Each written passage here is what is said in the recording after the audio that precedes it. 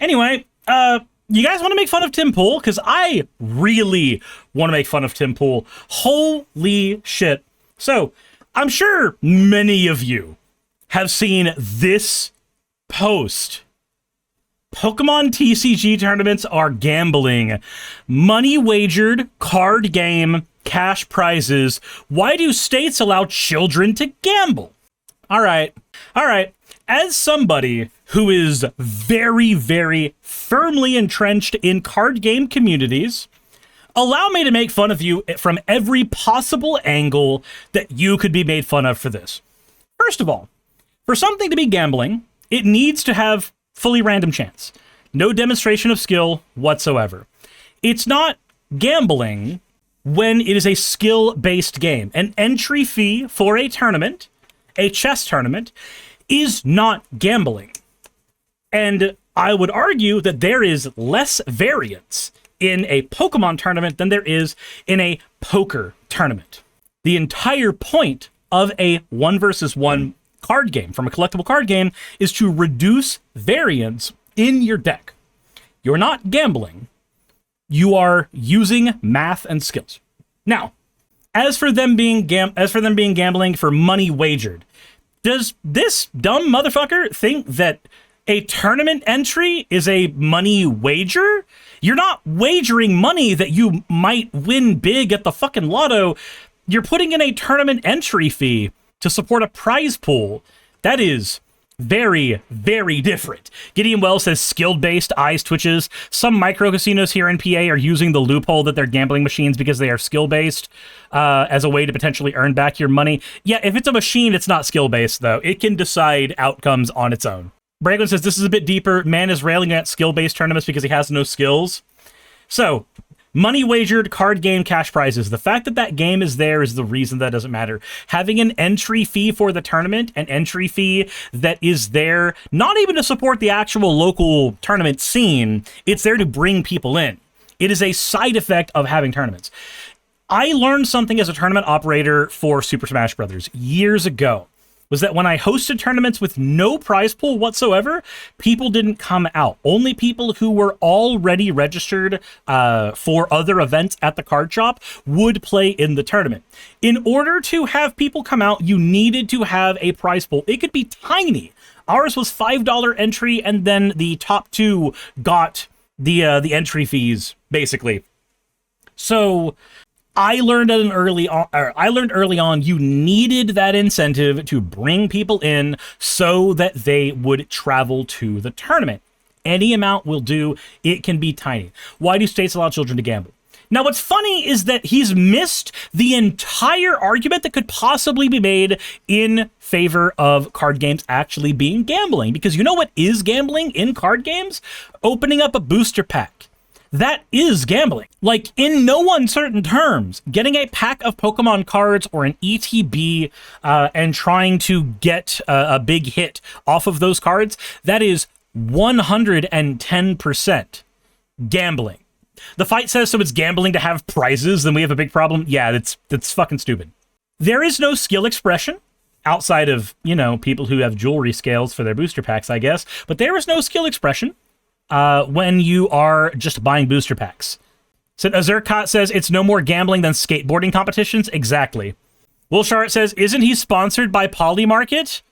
I don't think he's anti-gambling. He's anti-children gambling. Or at least he's trying to say he's anti-children gambling. Decimate says, ha, so fucking clever, in the same club on that. Yeah, no, so like, buying a starter deck is not gambling. Buying a commander deck, buying a level 3 league battle deck in Pokemon, those aren't gambling because you have guaranteed things you're getting. Booster packs, however, are gambling. Now, the reason that card games can get away with that, as far as I'm concerned, is that they have secondary markets where you can guarantee you get the cards you want. If I wanted to build a competitive Pokemon deck right now, it would be this easy. Instead of buying a bunch of stupid fucking booster packs, which is a waste of your money, I could literally just go to Justin Basil, and I could look up what the meta is doing right now. So if I'm looking for the meta decks at the moment, what's my price to enter? It's not gambling to have a price for entry, and buying a deck to play Pokemon is no different than buying a video game to play the video game. So, Marnie's Grimmsnarl Frostlass. Cool, I could play Frostlass for $65. Raging Bolt, I could do that for $65. Dragapult's still in the meta?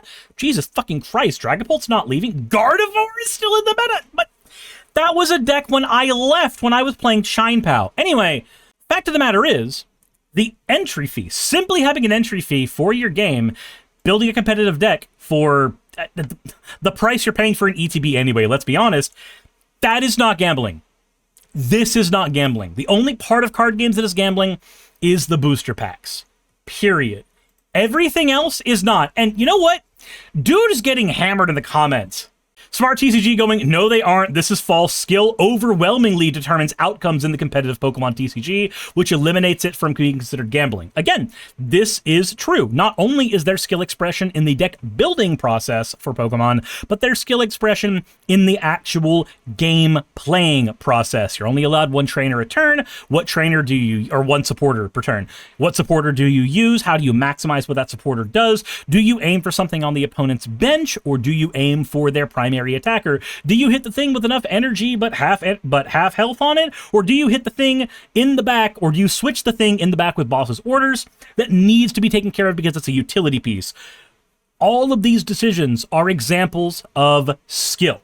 So, Tim Pool says, incorrect. Most laws don't state that a skill chance be balanced. What the fuck does that have to do with anything? The argument is that it's not gambling because it is players pitting their skills against one another, period. And also, by the way, if anybody wants to argue about the variance in card games, again, like I said at the beginning, if you've ever played competitive card games, Yu-Gi-Oh!, Pokemon, Magic the Gathering, whatever, the way that you know that somebody is good at any of those games is because they have made it so that their decks consistently perform irrespective of the variance involved. Pokemon has a mulligan rule for this reason. Magic the Gathering has a mulligan rule for this reason. Yu-Gi-Oh! Doesn't have one because Yu-Gi-Oh! Is a bad game, but the point is, these games have ways, even in their own mechanics, to mitigate chance so that it is just your execution with the things that matter. If that is gambling, then every skateboarding competition is gambling. Entrance into a darts competition is gambling. Getting a bunch of kids together to pay like $1 for a fucking darts competition with one another, that is gambling. It has to be, but it's not. Simply having a competition with an entry fee and a prize pool is not gambling. Tempsu says, wasn't expecting shots fired at Yu-Gi-Oh! Today. I will absolutely fire shots at what used to be my favorite card game.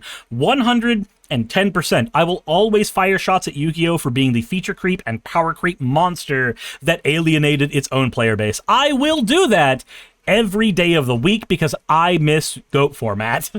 I can just play GOAT format right now to get my Yu-Gi-Oh! Fix, but Konami doesn't want that. Jesus Christ.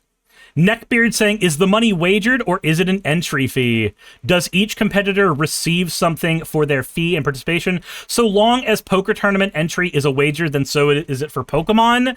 Okay, but poker entry is a little bit different because for most of those kind of card games, you actually have a wager that is put up and won as you're going.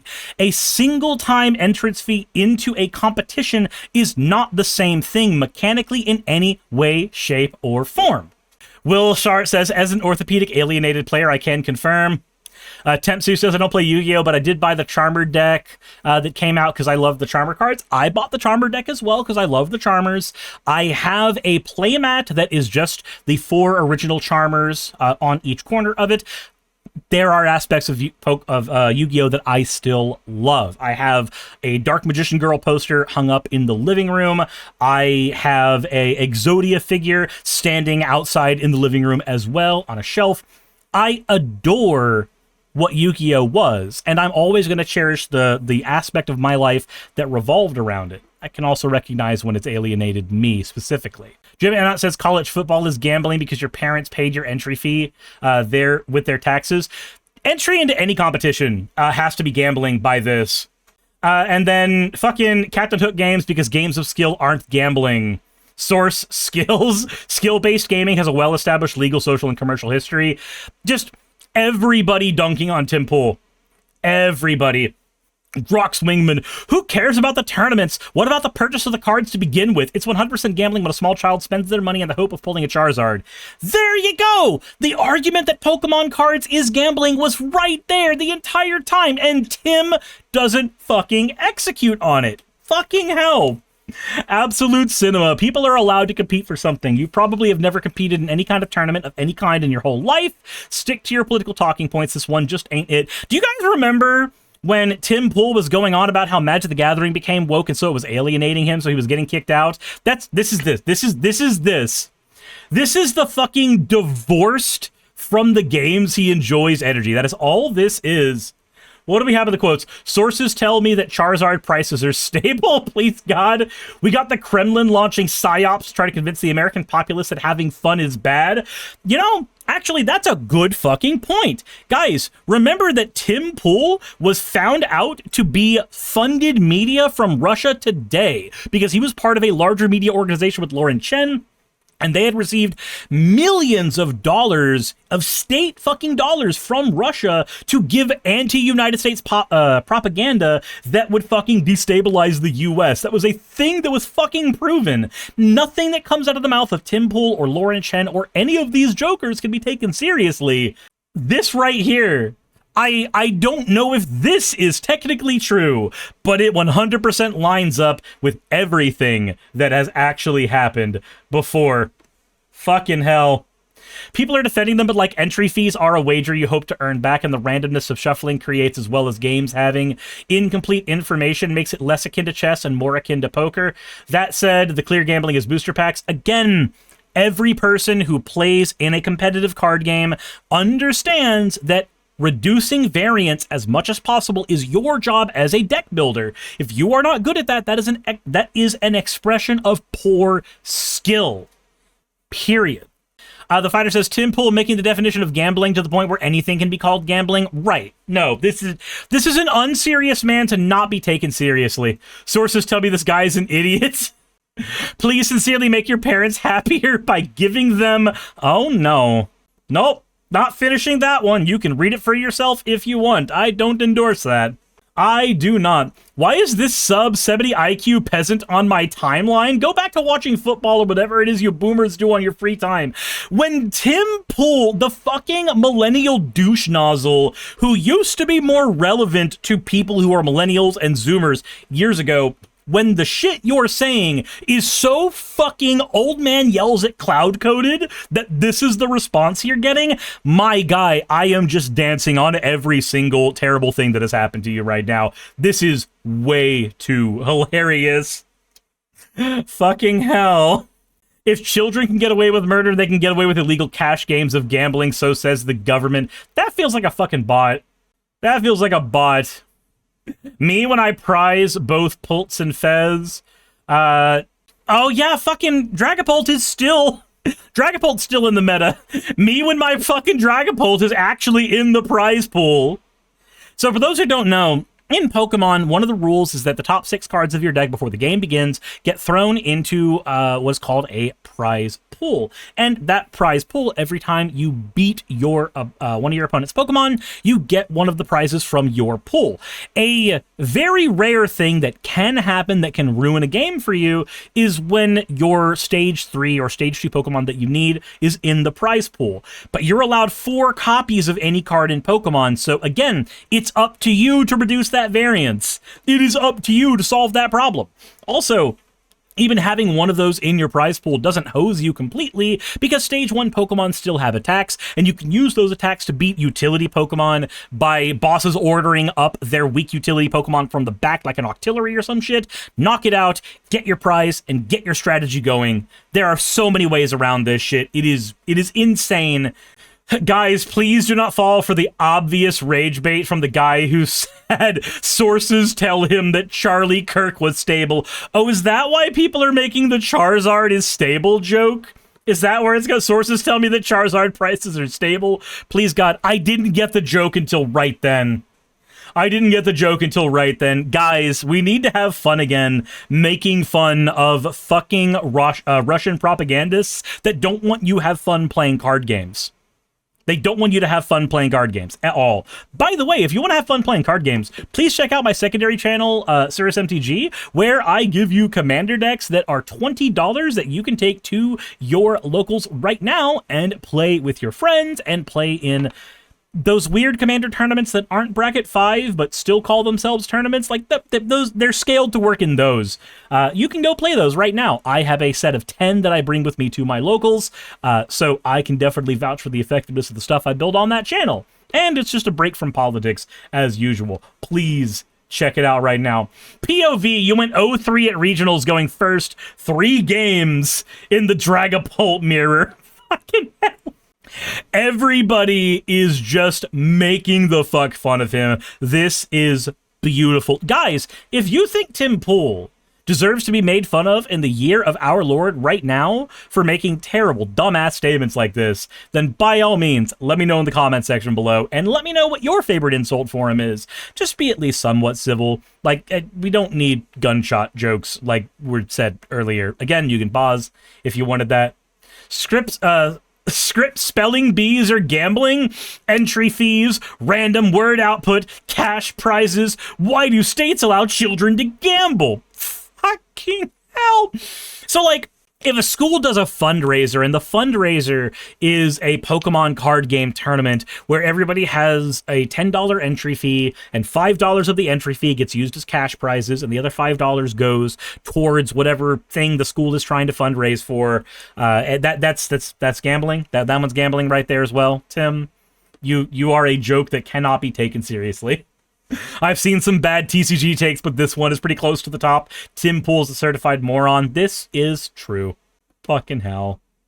Anselin says he isn't worth the effort. Yeah, but we have to find joy where we can, and I find immense joy right here. Hey, you made it to the end. I want to give an extra thanks to the patrons who allow me to do this full time. I want to thank Aaron Rail, Astral, Ritzkrieg, Jemshin, Poundini, Red Joker, Victoria, Jonas, Craig, Tarika, Fireshard, Smiling GM, John, Dren Hadamada, Creeper, Sagitta, you know I'm not saying that last part, Sylvie Snow, Valis of Seraph, Ottoman Angel, Rooster Rachel, and Fire Panda, who are all my $20 and up patrons.